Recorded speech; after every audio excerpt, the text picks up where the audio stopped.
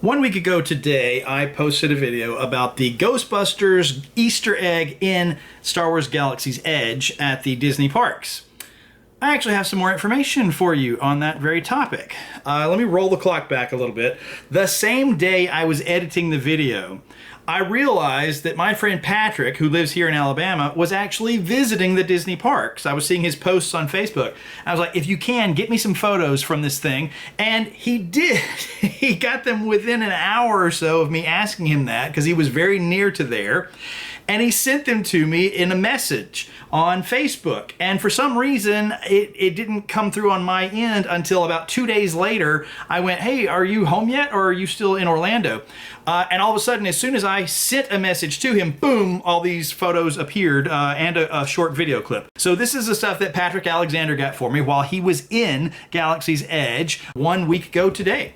Oh, the cute little Sarlacc in the sand. He's hungry. I like how Patrick instinctively puts the camera closer to the glass here to cut down on the reflections. I used a similar trick myself when I was in New York City on the subway underneath City Hall. And the very next day is when my buddy Nick went, and he saw it for himself and took a photo next to it, giving me the thumbs up, and sent me those. More on Nick later on in this video.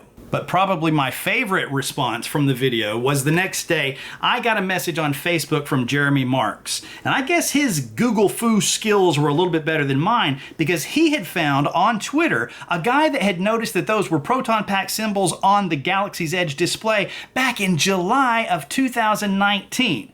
Guy with the account name @HeyBruceWright. Some of the photos were just things we'd already seen, including this symbol, which Jeremy said was probably the closest to a no Sarlacc Moogly they could get.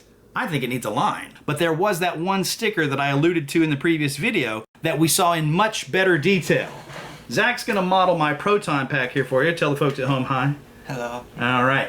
Now right here on the proton pack, above that red sticker that we talked about, that red rub-on decal that we talked about in the previous video, is the danger sticker. And that is the translation that we see on this label from the Sarlacc containment unit in Galaxy's Edge. High voltage, 1 kV, electric shock hazard, remove power before repair or adjustment. But it didn't stop there.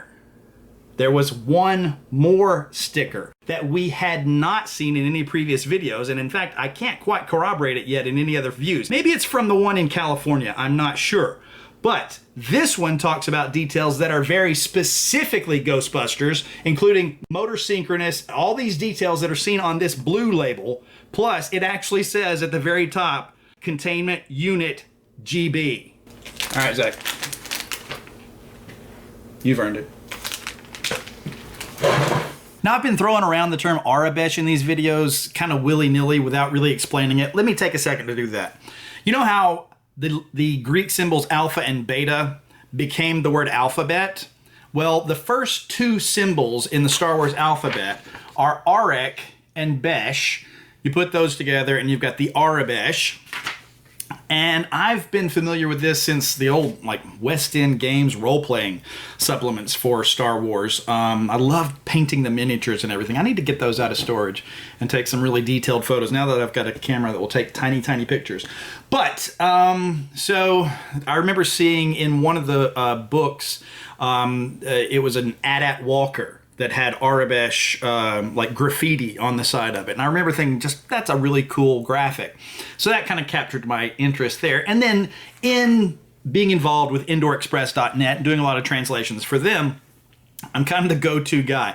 I was the guy that first realized on Star Tours The Adventures Continue that there was a graphic of the Starspeeder 1000 that indicated among its various, things like laser cannons and hyperdrive, there was also 7 letters that said Flux Cap. So yeah, the Starspeeder 1000 from Star Tours Adventures Continue actually can travel through time, which solves a lot of continuity problems for them because it has a flux capacitor. So we did an article on that at the IndoorExpress.net. And there was Arabesh written on an X-Wing fighter one time that was minor pet peeve for me because it didn't have anything to do with Star Wars. It was like they'd put all these Disney Easter eggs in the Arabesh on this X-Wing at Tomorrowland in Disneyland. And one of them said Caption Hook. C-A-P-T-I-A-N, Hook. And I'm like, it would be so simple. If you had the Arabic font on your computer, type it in English, make sure you spelled it correctly, then highlight it and click it to Arabic. Then you know you're not going to have any typos in this other alphabet, right? That leads me kind of into one other little pet peeve of mine. Let's talk about that for a second. You see, when they made this Arabic alphabet, they didn't just stop at 26 letters like an English alphabet. They also have these other 2-in-1 glyphs for sounds like ng, oo, sh, th. And there's a symbol, one symbol, that means a double O sound. And yet, all over the parks, instead of using Orinth, for the OO sound in words like Tatooine Traders, which I'm still mad that they changed the name from Indoor Vendors. I much preferred Indoor Vendors. But anyway, Tatooine Traders has a double OSC symbol, 2 O's, instead of the correct symbol for the OO sound, the Orinth symbol. But if you happen to have the Arabic font downloaded on your computer and you're trying to type Tatooine or Naboo or Carcoon, then instead of the OO, just go up to 8 and hit Shift because it's the same as the asterisk symbol. So 8, double O, you've used the correct Arabic single symbol for the double O sound.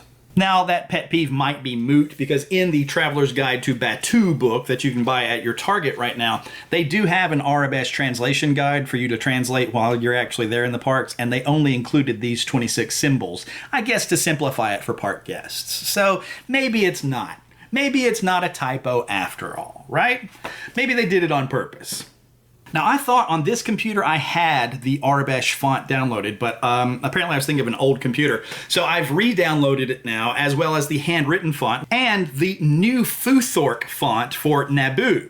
Funnily enough, I'm pretty sure I know the guy that made this font, Eric Stormtrooper. I have some custom photos up on one of his websites. That was a term that was familiar to me because of the Star Wars Episode 1 Visual Dictionary. I was actually corresponding with the guy that wrote this at the time that these were happening. David West Reynolds is the author's name. And up here towards the front, he talked about the Futhork handwritten lettering on this helmet. And then on page 31, he talks about the Futhark font. This is the one that's like on their chips and computers and equipment and everything. So Futhark and Futhork were terms that David West Reynolds put in there. Now, David West Reynolds actually sought me out as a pen pal because we had both written articles about customizing Kenner Star Wars figures. And he was like, hey, you know, there's not very many of us that are doing this, so I thought we should have a little confab. And he went to the deserts of Tunisia, first he did it by himself and found all these filming locations for Star Wars years and years and years ago, before anybody else was doing this. So this says, to Alex, one of the only ones who knew your pal David West Reynolds. And he went back with Rick McCallum and Gavin Bouquet and different people like that for the location scouting for Phantom Menace. And when he had gone the first time, he saw these fiberglass bones from the sandworm in Star Wars, the thing that 3PO walks past, what I like to call 3PO's Thanatopsis. I've done a video about this before, I'm pretty sure. When he went back with them, he couldn't find them. And it was the very first thing they were trying to locate from his data. And they were like, yeah, this guy, he's leading us on a wild goose chase. So he just sets off on foot into the dunes and found where they were.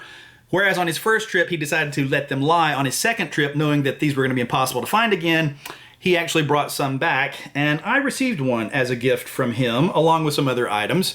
But this is an actual used in Star Wars bone, but it wasn't made for Star Wars.